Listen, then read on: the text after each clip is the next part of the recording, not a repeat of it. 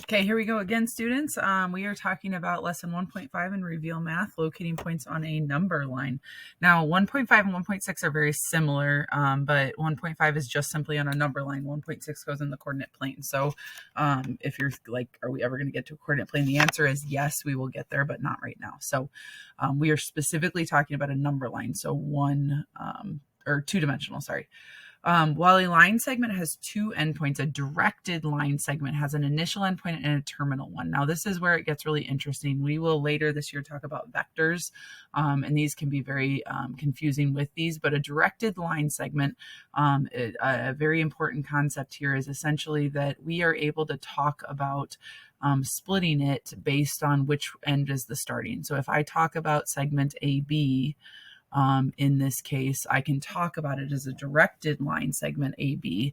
And if I say that, I mean that I am specifically saying A first for a reason, or I can talk about directed line segment BA, and then I'm talking about saying B as my starting point, and I'm saying it in that order for a reason. Okay, so directed line segment has more specificity to it. Using a directed line segment enables you to calculate the coordinate of an intermediary point, some fraction of the length of the segment or fractional distance from the initial endpoint. So I can say find a point halfway from A to B.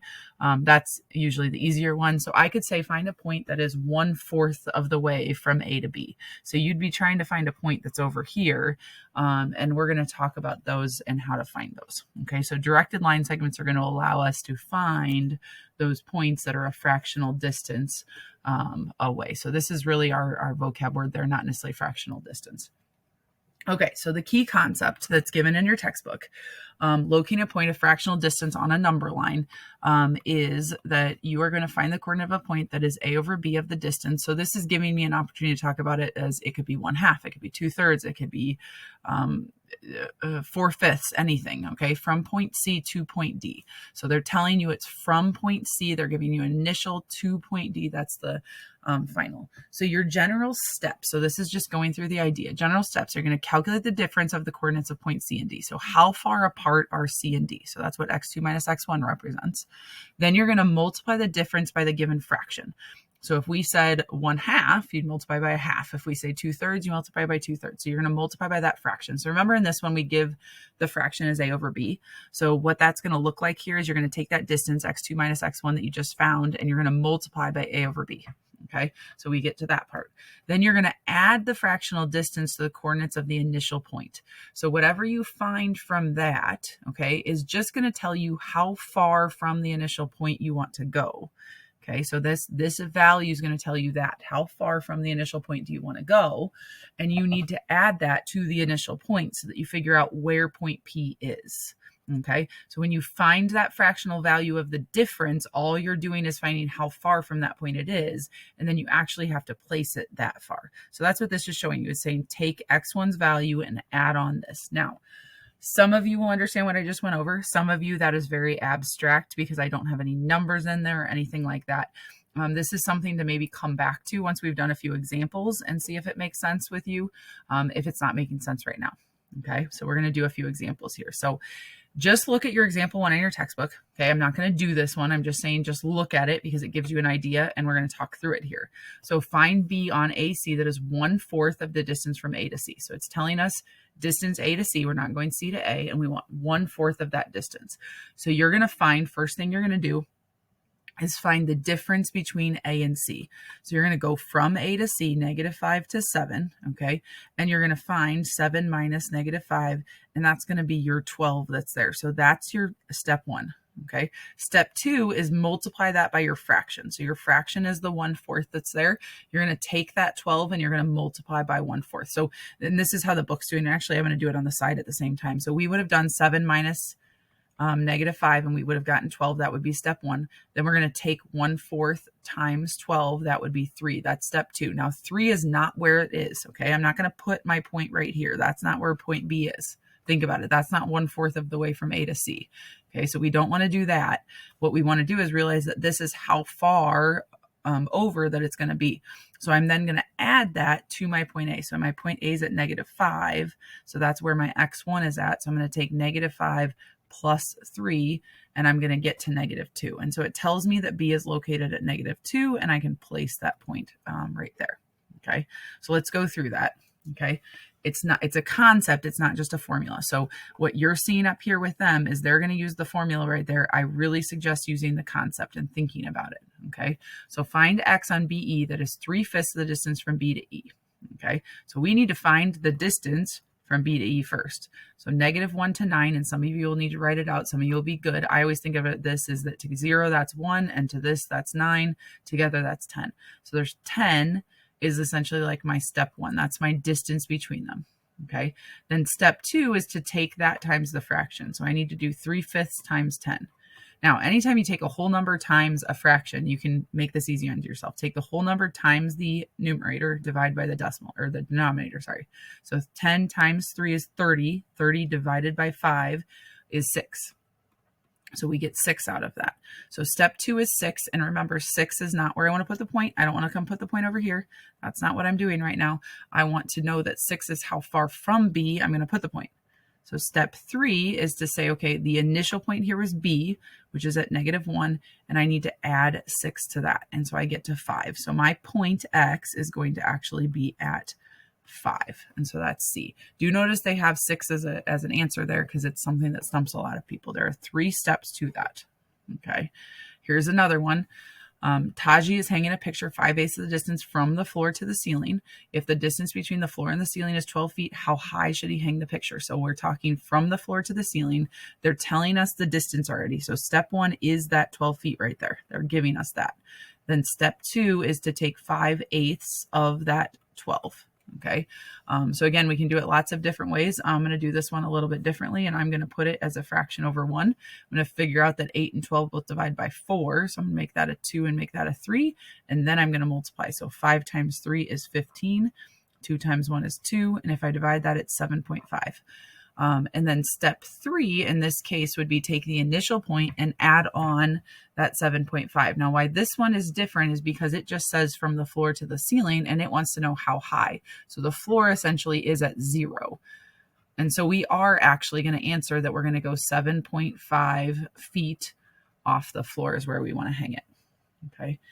Now, your book is going to go over what they call the section formula. There are some of you that may want to use this, so you are welcome to look through this and see if you understand it.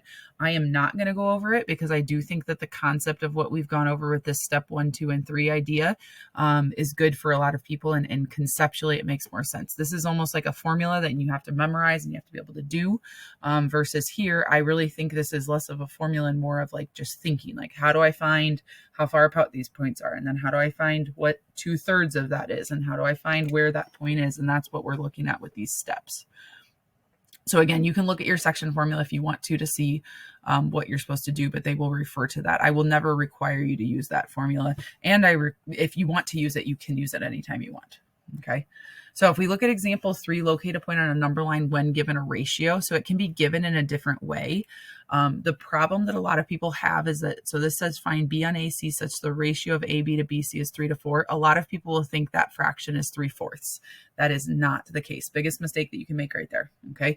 If it's a 3:4 ratio, think about it this way, is that this part has to be 3 and this part has to be 4. So if we're talking about that 3:4 ratio here, the fraction is I want to go 3 parts of the total, which would be 7 parts. So your fraction would have to be 3/7 in that case. Okay.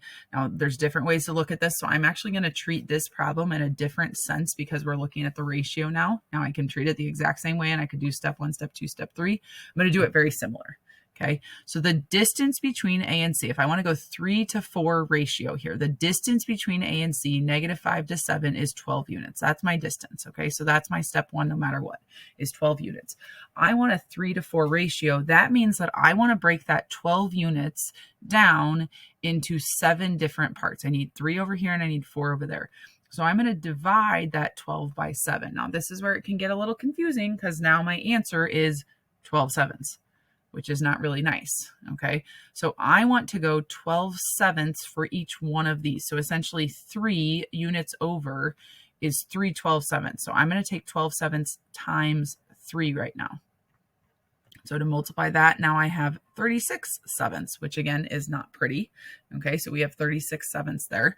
And then we are going to go that far. Now remember, it was times 3 because I wanted to go 3 parts of that sevenths away. Okay, so there were 7 total. I wanted to go 3 of them away. So I'm going to take my -5 and I'm going to go 36 sevenths of the way over. And figure out what I get there. Now I'm going to convert this real quick. So let's see, 742, no. So 35. So this is going to be 5 1/7. Check my math there. Yeah, this is going to be 5 1/7. So I'm going to take -5 plus 5 1/7. That's going to give me 1/7. So my point that I'm going to have, my point B, is actually going to be at 1/7 in this case. Okay, now we just threw fractions in there along with the ratios. You don't have to have those fractions in there with the ratios, but that's kind of the idea to it. So we get 1/7 of the way over. Okay, so another check here, because just more examples, the more we understand. Point P on AF such that the ratio of AP to PF is 1:3. So we have another ratio. You can choose to do it based on ratio, or you can turn this into a fraction, but that fraction is not 1/3. That fraction is 1, so 1 is the first thing, out of the total of them is 4. So if we do it that way, step 1 is find the distance between the two. So I'm at -15 over here and I'm at 1 over here. So that's going to be 16 units apart. Then step 2 is going to be take 1/4 of 16, which is going to be 4. Now remember, 4 is not where I'm going to put it. Even look on here, it doesn't even make sense. If I come over here and try to put 4 down, that point's not even in the middle. Okay, but 4 represents how far from A do I want to go. So step 3 is that I'm going to go from -15 and I'm going to add 4 over and I'm going to get to -11. So I want P to be located at -11 on that number line. Okay, using those steps there. Putting it into a concept here so we can look at that. Eduardo traveled 30 miles from his house to the bike shop. When Eduardo goes to the bike shop, he always stops at a local pizza place that's along the way. So we have his house, we have the bike shop, and we have a pizza place that's along the way. So if we kind of think about that linearly, that's kind of the idea behind it. We were told that the total distance from the house to the bike shop is 30 miles. And he always stops at that pizza place. The ratio of the distance Eduardo travels from his house to the pizza. So his house to the pizza is the first one, and house to pizza. And then the distance he travels from the pizza to the bike shop is the second one. So pizza, bike shop, second one is 2 to 3. So there's a 2 to 3 ratio there. Now you can use the ratio, you can use the fraction. Okay, doesn't matter which one you do. If you want to use the ratio, I'll go ahead and do that again. Then I would look at this and say, okay, the total distance is 30 miles. I need 5 parts total. So I'm going to take 30 divided by 5, and that's going to give me 6. So each one of those parts is 6 units. Okay. From his house, then I need to go 2 of those units over. So remember, if I put that in, there's actually 5 total parts. I want to do 2 of these. So that would be 6 plus 6 would be equal to 12, or 6 times 2, either one of those would be equal to 12. I want to go 12 miles from his house to get